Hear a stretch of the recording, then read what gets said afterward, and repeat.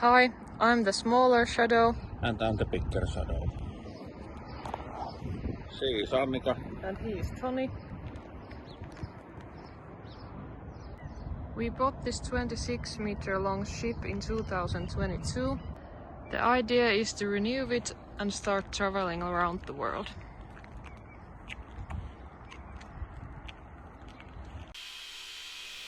Siinäpä meillä on projekti.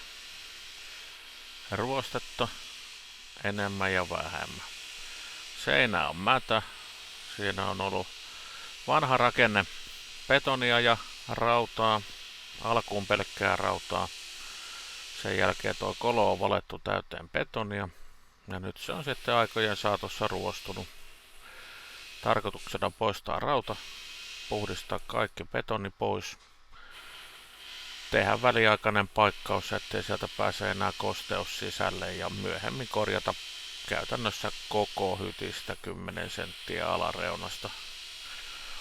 Työtä riittää ja tässä on lähtötilanne, kun betonit on poistettu. Ja seuraavaksi otetaan työnäytteitä hetken matkaa, musiikin kera, erinäköisiä keinoja kokeiltiin, plasmaleikkuria, rälläkkää, mutta plasma on ehkä se helpoin, kun vaan puhdistaa kunnolla ja vettä käytetään lähinnä sen takia, että ei pölisisi niin paljon ja toisaalta myös lämmönhallintaa. Olkaapa siis hyvä ja nauttikaa muutama minuutti nopeutetuista videoista.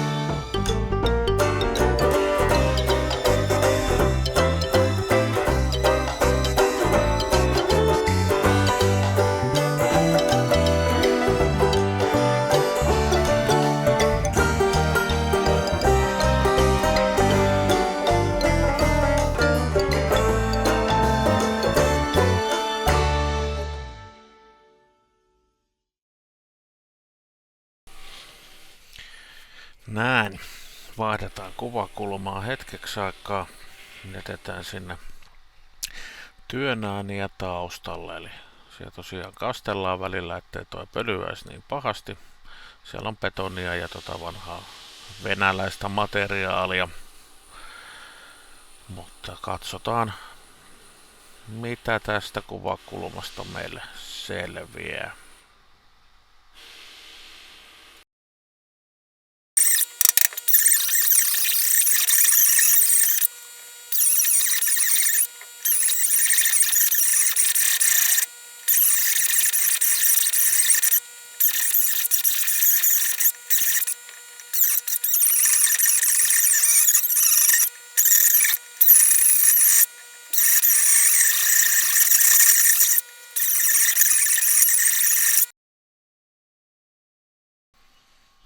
Joo, eihän sitä jaksa kukaan kuunnella tuollaista nopeutettua vikinää ja kitää.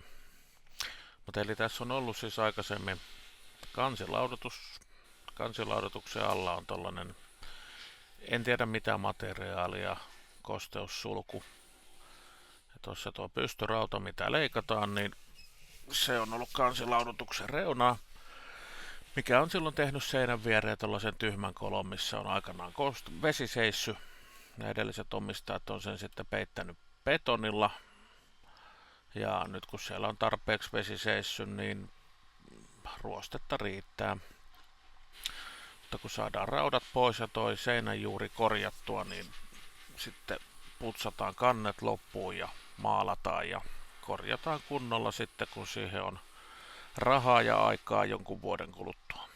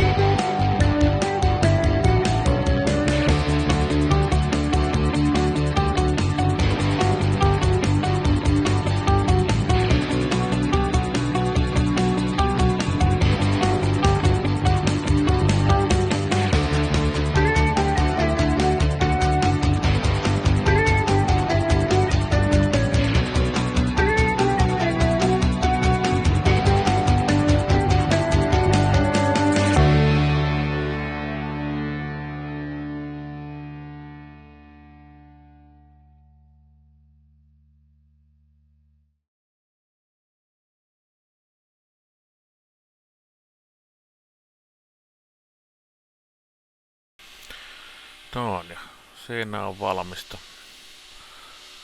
Rautaa poistettu. Ruostetta näkyy enemmän ja vähemmän. Ei kovin huolestuttavaa, mutta ei kovin hyvääkään. Ja leikkuu jatku tosta sitten seuraavana päivänä, mistä oli video kyllä kuvattuna, mutta ei hän sinne tarttunut mitään. Mikä lienee halppiskamera-ongelma. Mutta tällainen tällä kertaa. Seuraavaksi koitetaan puhua hetken aikaa köysistä. Ja mistä niitä Suomessa kannattaa ostaa halvalla.